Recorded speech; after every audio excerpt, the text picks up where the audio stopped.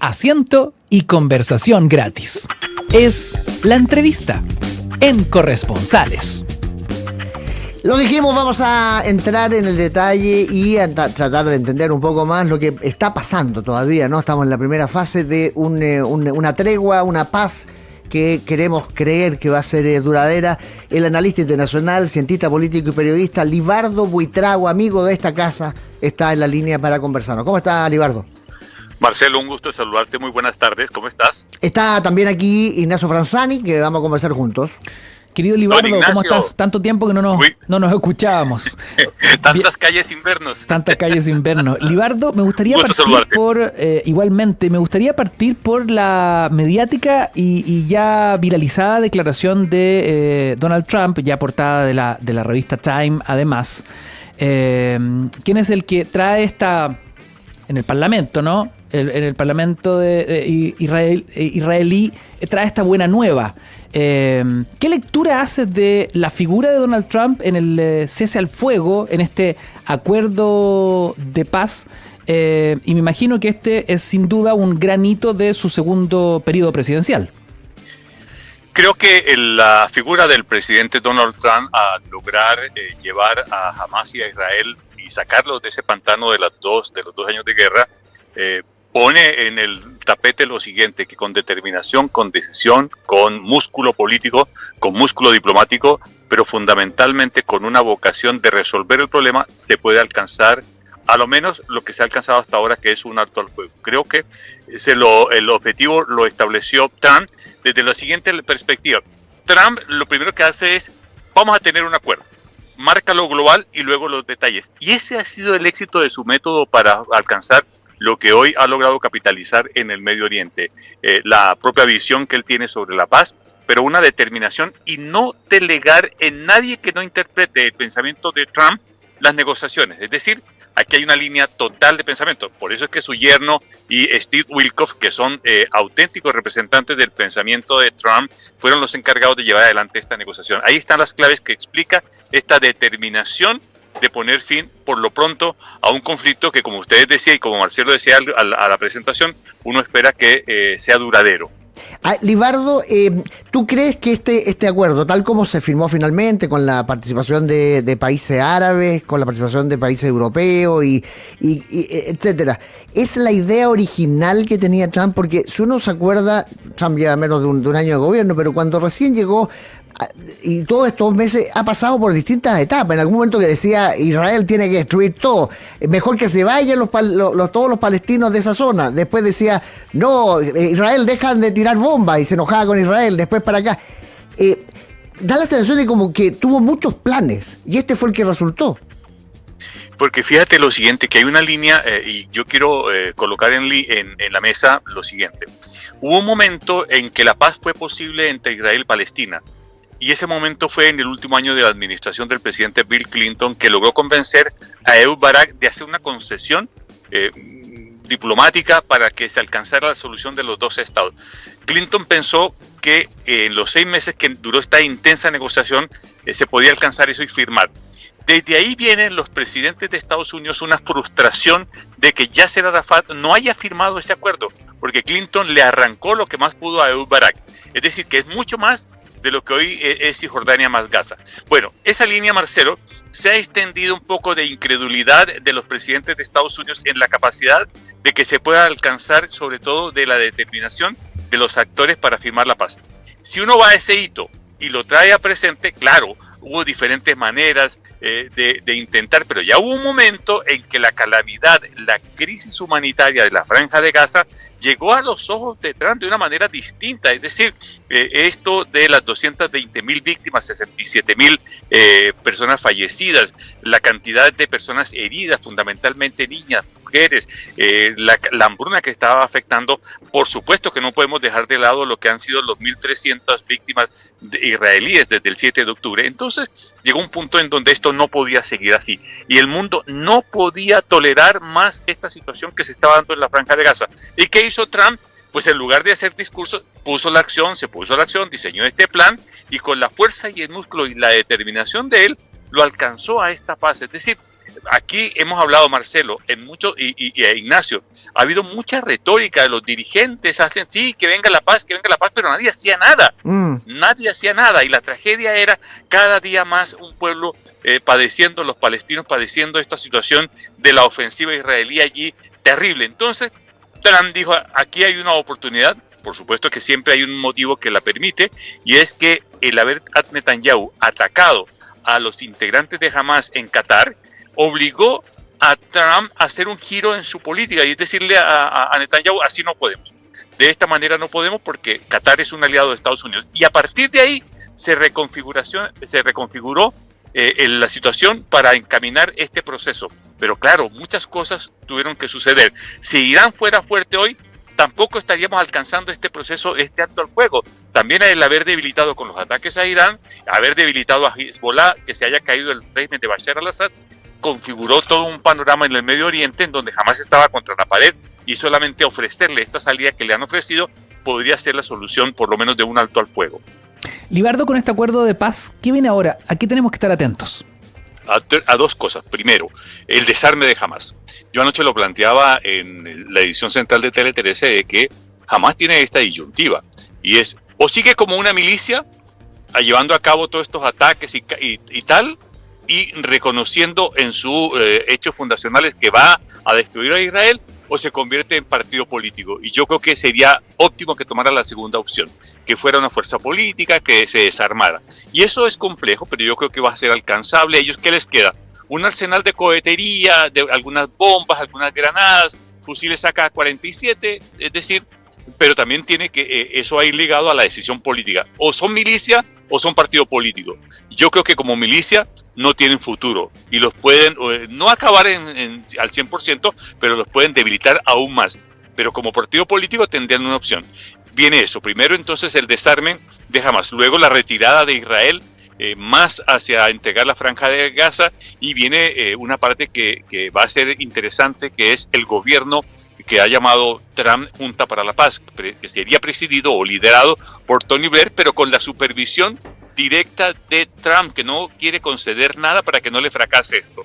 Entonces, y luego vendría lo que hoy anunció el presidente Trump, que es juntar una plata, que yo creo que son más o menos $100 mil millones entre los países árabes fundamentalmente, para ir en la reconstrucción urgente de la franja de Gaza y que ingresen ayuda humanitaria, pero con urgencia, de manera de que se atiendan las necesidades alimenticias y básicas de los gazatíes. A ver, y a propósito de eso mismo que estabas comentando, este montón de plata para la reconstrucción, ¿qué opinas tú de esa como teoría de la gente contraria a Trump en Estados Unidos, de que él va a salir ganando mucho porque por eso tiene a su yerno ahí, que va a terminar construyendo hoteles y canchas de golf y qué sé yo, y va a terminar teniendo un beneficio económico importante? ¿Puede ser eso o no? No, yo creo que mandar a su yerno es en la explicación que yo al comienzo le daba, en el sentido en que en el método de negociación de Trump, él quería mandar a alguien. De hecho, Marcelo, déjame decirte una cosa. Hubo un momento antenoche en que no andaba el plan, se estaba estancando, y pasó una cosa muy interesante, y es que en el complejo turístico en donde estaban los negociadores, esto no fue una negociación cara a cara, no fue una negociación directa, sino fue una negociación indirecta. Entonces negociaban por acá los mediadores con los delegados de Hamas, luego iban a otro cuarto, a otra cabaña, y ahí estaban los israelitas, les consultaban, y en otra cabaña está la delegación de Estados Unidos, y estaba Steve Witkoff, y estaba Kushner, el yerno de Trump. Pero hubo un momento en que no se ha develado, y déjame contarlo acá en la radio, y es que Kushner, el yerno de Trump, y Steve Witkoff fueron a ver a los representantes de Hamas.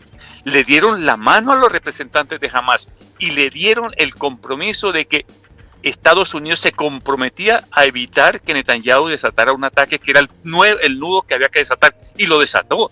Entonces, eso tiene la perspicacia de tener a alguien que represente, por eso coloqué mucho énfasis en decir que alguien que interpretara a Trump. Su yerno sabía que él tenía la autorización para hacer eso, es decir, ir al cuarto de Hamas era imposible con la diplomacia tradicional, Marcelo. Eso era imposible. Un diplomático tradicional se hubiera paralizado, se hubiera congelado, no se hubiera atrevido a nadie. Pero el yerno se atrevió, caminó los 20 metros que habían de diferencia, los 20, 50 metros, fue a la habitación de los delegados de Hamás, Es decir, ese hecho es notable. Y les dice, mire, señores, yo les ofrezco el compromiso de que nosotros como Estados Unidos somos garantes de este plan. Ya. Y eso hizo que se firmara y que todo esto llegáramos al día de hoy. Sin eso no hubiese existido. Entonces todo lo otro siempre van a existir. Si hay gente que dice que Cristo no murió, que a Escobar no lo mataron, que Hussein todavía sigue dando vueltas por ahí. Siempre en estas teorías conspirativas la gente intenta sacarle una cosa para sacarle el foco de lo importante. Aquí Libardo, lo importante es que hay. Pero para despejar suspicacias, ¿no? El presidente Donald Trump declaró que quiere colaborar con la reconstrucción de Gaza. Sí. Hizo un llamado a la población del enclave palestino para centrarse en dicha labor, pero en lo concreto, ¿cómo Trump va a contribuir a la reconstrucción de Gaza? ¿Qué se sabe de eso? De la mejor manera, Ignacio. Él va a ser el tesorero de los millones de dólares que va a colocar Arabia Saudita, Qatar, Emiratos Árabes Unidos. Es decir, el problema de caja no va a haber aquí. Ya. Él ya le pidió al sultán, al rey de Jordania y a su hijo, al príncipe heredero, ya le pidió al emir de Qatar, ya le pidió al emir de Emiratos Árabes Unidos, les pidió a cada uno más o menos 30,000 millones de dólares para la reconstrucción.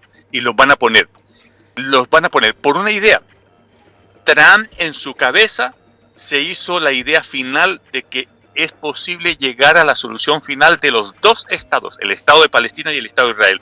Y para ello no puede tener un Estado en condición miserable por las condiciones que han estado los palestinos, sino que metiéndoles una cantidad de dinero, reconstruyendo toda esta situación que hubo, inyectándoles dinero a la Franja de Gaza, porque eso es lo convocante, lo que a los palestinos le haría sentido de creer en la posibilidad de una salida al final. Eso lo entiende perfectamente Donald Trump, y por eso coloca y reúne la plata. La plata ya está. Aquí no hay que llamar al Fondo Monetario Internacional ni preguntarle a Marcel si hay margen o no hay margen de cosa fiscal. No, esa plata ya la consiguió, Ya esa está. platica ya la consiguió Trump, ya la consiguió. Entonces, lo que consigue Trump es que es el hombre que está consiguiendo mayores inversiones a nivel global hoy.